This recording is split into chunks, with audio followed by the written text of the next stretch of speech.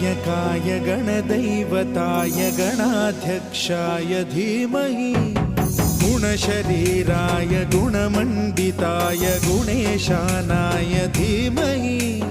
गुणातीताय गुणाधीशाय गुणप्रविष्टाय धीमहि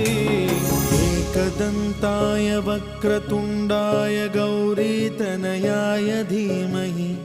गजेशानाय भालचन्द्राय श्रीगणेशाय धीमहि